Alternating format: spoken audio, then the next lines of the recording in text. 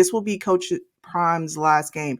He did announce that he will return to this bowl to settle some unfinished business. I think they lost the last time 31-10 to South Carolina State in the 2021 Celebration Bowl.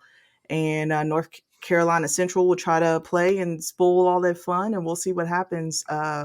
North Carolina Central QB Richard, he is pretty good, and he was the Mid-East Atlantic Conference Offensive Player of the Year. So we will hopefully see him, and he will play in this bowl. And I'm definitely going to have to go with Deion Sanders and Jackson State in this bowl. Like I said, he's coming back with a vengeance, and I know he's getting a lot of flack for leaving Jackson State. So I know he want to at least leave him with the dub. So.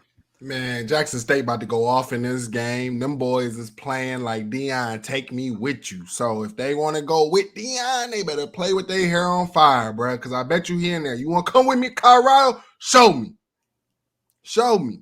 So, I mean, we about to see, man. I'm excited for them. This is an undefeated team. I think North Carolina Central only took 2 L's this season as well. So, I mean, I'm expecting this to be a good game. But I think that Jackson State definitely pulls out with this at the second half.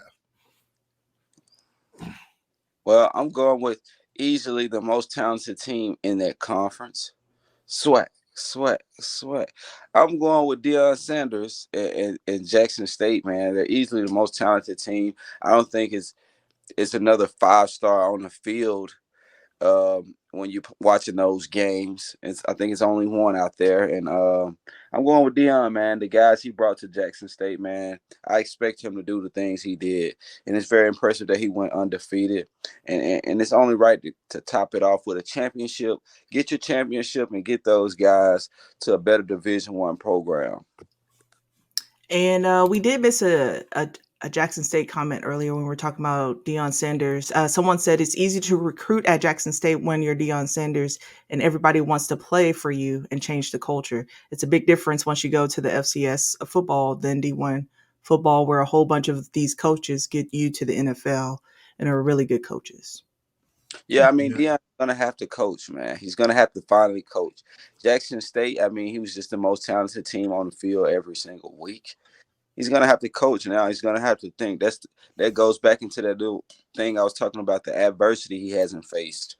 I think he'll face some and he'll have to coach. I don't know how good of a coach Deion is just yet, but I know he's building a great staff. He'll have great recruits coming there. So I think it'll work. I mean, I'm just going to fall back on what I said earlier, man. The thing is not only can Deion recruit the players, he can recruit the coaches. I understand that you're saying that, they want to go to great coaches, but if you think that Deion is not going to get great coaches, you're crazy. The fact that he put a head coach on his staff shows that he's not having an ego. You're taking a big risk from someone who is running their own program, right? And then you're putting them on staff.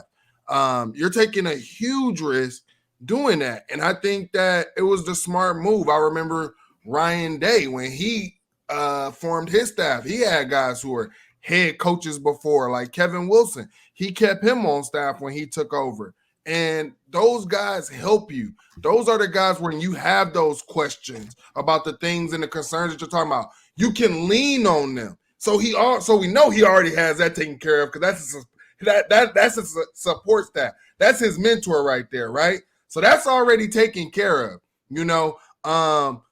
I mean, I don't understand like what we are talking about. Like, I think that now, because if you think that Deion wasn't talking to 4 or 5 stars at Jackson State, like he was, right? The only thing is how we're talking about. Like he didn't solidify that because, like I said, Deion was paying coaches out his pocket. Now, like I did say, they were good coaches, but obviously they weren't those coaches who have the background of sending guys to the league and develop and being developmental. But Deion can now get those coaches and those support guys. And like I said, the NFL is going to be around that program every day. Tell me they're not. You already had some NFL scouts always at Jackson State practice. You're telling me that they're not going to be at a D1 program now? That makes no sense to me. So I can't agree. It looks like they're saying he's going to have a lot of competition. Is what it's saying. Then why, if he's going to have a lot of competition, why are kids on rosters, current rosters, reaching out to Deion? Why are guys in the portal reaching out to Deion? And I'm not talking about low-rated guys. I'm talking about top guys. How is he going to have? You're talking about, it's Deion freaking Sanders, bruh. It's prime.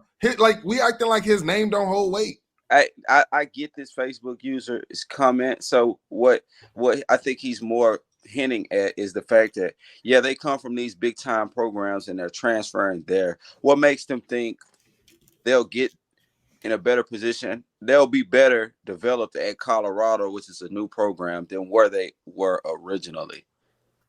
So that's it. I mean, that's a great point, because he said something about getting them where they're supposed to be.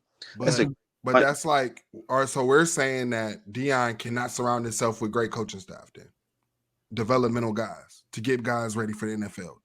That's basically what we're saying. And I'm sitting here saying that the thing about Deion is he can recruit coaches. Yeah. Coaches. Yeah. The coaches that I'm talking about Deion has relationships with are NFL coaches, NFL guys. I think he's going to shock a lot of people, man. And here's the thing. Colorado's the perfect place. Let me tell you why. USC and UCLA are leaving the Pac-12. The three teams that he's going to be fighting with is Oregon, Washington, Oregon State. Nope, not even them. UCLA? Utah. No, UCLA. The Big Ten. Oh yeah, they go to the Big Ten. So he's going to have Oregon, Washington, and Utah. I'm trying to think of another team, but Oregon State, he's going to blow them right past because he can literally take their whole roster if he wanted to. Let's be honest. I don't know. I think those players that Washington was getting, he can get them. Those players that Utah was getting, like Clark Phillips, he can get them. Tell me he can't. Looks like he would never be top 20 at Colorado. But think can make Colorado better. It says, this is Q, by the way. This is who this is. Q. Okay, Q. What's up, Q? We gonna see, man. We gonna see, Q. I don't know, man. We're gonna have to disagree. We're gonna have to agree to disagree on this, man. I think he's gonna be a really good coach, and I think that this is not his last destination, because I think that he's going to transcend that program so well. I mean, let's say even if he gets them to being fourth or third in the Pac-12 or whatever, someone's going to be like, damn, he did that at Colorado. Mm-hmm. Imagine what he could do. So at somewhere else, at a more prestigious program, like maybe at Penn State. Yeah, James Franklin, he might be on the chopping block. I think Penn State was pretty impressive. I don't think so, but all right, shoot. Penn State with Deion, I'd be scared. I ain't gonna even lie, man. I ain't gonna even lie. Deion in the Big Ten? Hey, man, I don't want no other big time coaches in the Big Ten, bro. We got Matt Rule, Luke Fickell, you got Ryan Day, you got now Lincoln Riley about to come in that mug, Chip Kelly, bro. Oh, Deion Sanders to the Bucks. we had this discussion in the spaces one time. Buckeyes, Drizzy Dez.